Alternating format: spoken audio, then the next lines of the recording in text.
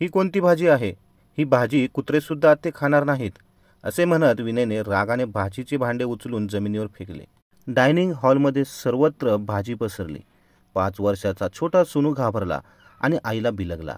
स्नेहालाही त्याच्या रागाच्या भीतीने थरथरू लागली. ती घाबरत म्हणाली, तुम्ही रागावला, मी दुसरी भाजी बनवते. तो डोळे मोठे करत म्हणाला, तुझ्या हाताने बनवलेली शेणासारखी भाजी मी खाणार नाही. मी बाहेर जात आहे, बाहेरच मी जेवण करून येईल. असे म्हणत तो घराबाहेर पडला. गाडी सुरू करेपर्यंत स्नेहल त्याच्या मागे गेली आणि त्याची माफी मागत होती. परंतु विनय इतरांसमोर त्याच्या पत्नीला रागावू लागला. स्वयंपाकघरातील काम संपूनही स्नेहल एक क्षण पण आनंदी नव्हती.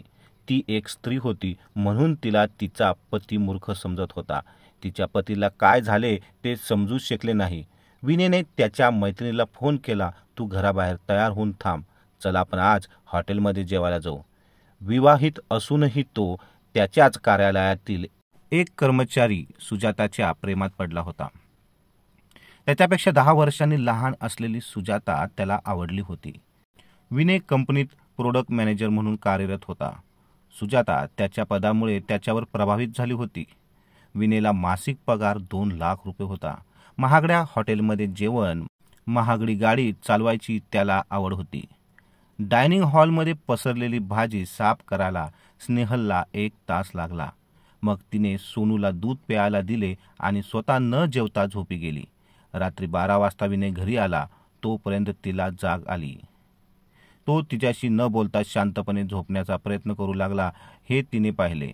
स्नेहलला त्याला काहीतरी विचारायचं होतं, काहीतरी बोलायचं होतं, पण आजकाल तिला तिची भीती का वाटू लागली हेच कळत नाही.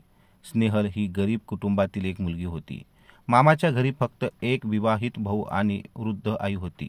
ती माणसं कसं तरी त्यांचं आयुष्य जगत होती. 12 वर्षापूर्वी स्नेहलचे विनयसोबत लग्न झाले तेव्हा तोही बेरोजगार होता. त्यावेळी तो स्नेहलच्या सौंदर्याने आकर्षित झाला होता. जेव्हा ती लग्न करून त्याच्या घरी आली तेव्हा त्याचं तिच्यावर खूप प्रेम होतं. आजकाल स्नेहल जुने दिवस आठवून जगत होती. काय ते दिवस होते, पैसे कमी होते, पण आयुष्यात खूप प्रेम होतं. आज तिला भूक लागली होती म्हणून झोप येत नव्हती. तिचे मन अस्वस्थ होते. तिने मन घट्ट करून विनयला विचारले की तू माझ्याशी असे का वागत आहेस? तिच्या या प्रश्नाने त्याला धक्काच बसला. असे म्हणतात की चोराच्या दाढीत पेंड दडलेला असतो. तो रागाने तिला म्हणाला, मी कसा वागत आहे तू स्वतःच तुझे लक्षणे बघ, तू काय करत आहेस? मी तुला कंटाळलो आहे. तेव्हा ती खिन्नपणे म्हणाली, तू मला कंटाळला आहेस ना? हे ऐकून तो सावध झाला आणि म्हणाला, तुला काय म्हणायचे आहेत? स्नेहल म्हणाली, मी फार शिकलेली नाही, पण मी मूर्खही नाही. विषय टाळण्याचा प्रयत्न करत तो म्हणाला, मी आता खूप थकलोय आणि दमलोय. आता मला झोपू दे. एवढ्या रात्री उशिरा माझा मेंदू खाऊ नकोस. स्नेहल म्हणाली, तुम्ही जी भाजी खाल्ल्यावर बोटं चाटायचे ती भाजी आज तुम्हाला शेणासारखी कशी दिसू लागली? मला जाणून घ्यायचे आहे की तुम्ही बाहेर जेवले आहात, पण मला भूक लागली आहे. मला झोप येत नाही. तो चिडून म्हणाला, तुझी भाजी मला आवडत नाही. मला सुटका हवी आहे तुझ्याकडून. मला घटस्फोट हवा आहे. घटस्फोटाचे हे नाव ऐकता स्नेहलच्या हृदयात एक गडगडाट झाली. तिचे हृदय धडधडले. तिच्याकडे काही बोलायला शब्द उरले नाही. तरीही ती हिंमत एकवटून म्हणाली, या क्षणी मी तुला मला सोडून जाण्यास सांगत आहे. मला तुझी जास्त गरज कुठे आहे? असं म्हणताच ती गरज संपली की माणूस निर्लज्ज होतो, स्वार्थी होतो. त्याच्यासमोर इतरांच्या भावनांना किंमत नसते. तो निर्लज्जपणे म्हणाला, मला दुसरे कोणतरी सापडले आहे. आता मला आयुष्यभर तिच्यासोबत राहायचे आहे. मला एकटे सोड, नाहीतर मी तुला माझ्या आयुष्यातून बळजबरीने हाकलून देईल. विनय हे सांगत नव्हता तर त्याला पकडलेली चेटकीन ते सर्व त्याला बोलायला लावत होती. मग ती दुखी होऊन म्हणाली, मी सोनू सोबत कुठे जाऊ? तो तिच्यापासून इतक्या लवकर सुटका करून घेतोय हे पाहून तो उत्साहात म्हणाला, मी इतका वाईट नाही. मी तुला घरोघरी भटकायला सोडेल. मी तुला स्वतंत्र घर घेऊन देईल आणि दर महिन्याला 20,000 रुपये देईल. घटस्फोटाच्या कागदावर तू फक्त तुझी सही कर. स्नेहल म्हणाली, पण घटस्फोट घेणे आवश्यक आहे का? मला इथेच राहू द्या. घटस्फोट न घेता तुम्ही तिच्यासोबत राहा, मी समाधानी राहील. तो म्हणाला, सुजाता म्हणते जोपर्यंत मी तुला घटस्फोट देणार नाही तोपर्यंत ती माझ्याशी लग्न करणार नाही, माझ्यासोबत राहणार नाही. तुला मला घटस्फोट द्यावे लागेल. तेव्हा स्नेहल म्हणाली, ठीक आहे, कागदपत्रे आणा, मी सही करून तुम्हाला कायमचं या नात्यातून मोकळे करेन. जर एखादी व्यक्ती मनापासून माझी नसेल तर त्याच्यासोबत बळजबरीने जगून काय उपयोग. मग मी झोपली. विने त्याची इच्छा पूर्ण झाली असे वाटत होते. त्याने खोलीतून बाहेर पडून सुजाताला फोन केला आणि तिला आनंदाची बातमी दिली. स्नेहलने तिच्या पतीवर कधीच संशय घेतला नाही आणि त्यामुळे तिचा नवरा अविश्वासू असेल असे तिला वाटले नव्हते. विनायकला पुढच्या आयुष्याची चिंता होती आणि तो घटस्फोटाच्या प्रक्रियेत व्यस्त होता. त्या दिवसापासून दोघे एकमेकांना बोलत नाहीत, कारण स्नेहल आता वेगळ्या खोलीत झोपू लागली. सकाळी सुद्धा स्नेहलने विनयला काहीच न सांगितले. तिची आई, भाऊ आणि तिची मैत्रीण तन्वी, त्यांच्याशिवाय या जगात तिचं कुणाच नव्हतं. एक दिवस तिने तन्वीला फोन केला. मग सगळी परिस्थिती तिने तिला सांगितली. तन्वी रागाने म्हणाली, तो तुझ्यासोबत असं करू शकत नाही. तू त्याला अजिबात घटस्फोट देऊ नकोस. आपण शेवटच्या श्वासापर्यंत लढू. मी तुझ्या पाठीशी आहे. तन्वी, मला तुझी साथ हवी आहे, पण असे नाही. तू मला एकटीला उभे राहण्यास मदत कर. विनयची सुटका होऊ दे. जो माझा नाही त्याच्यासोबत मी राहू शकत नाही. तन्वी म्हणाली, तुझ्यासाठी माझं जीवनही उपलब्ध आहे. मी बोलते तसे तुला करावे आहे. तन्वी म्हणाली, स्नेहल, तुझ्यासाठी माझ्या घरचे पार्लरचे दरवाजे उघडे आहेत. मग तो दिवस आला. विनय घटस्फोटाची कागदपत्रे घेऊन आला. सोबत एका छोट्या घराची कागदपत्रे होती. जे घर तो स्नेहलच्या नावावर करणार होता आणि दरमहा 20,000 रुपये देण्यात कारवाई त्याने केली होती. त्या दिवशी सुजातालाही सोबत होती. स्नेहल सामानाच्या नावाने छोटी बॅग घेऊन घरातून जात होती. विनय घटस्फोटाची सर्व कागदपत्रे स्नेहलकडे दिली. स्नेहलने सर्व कागदपत्रे न वाचता त्यावर सह्या केल्या.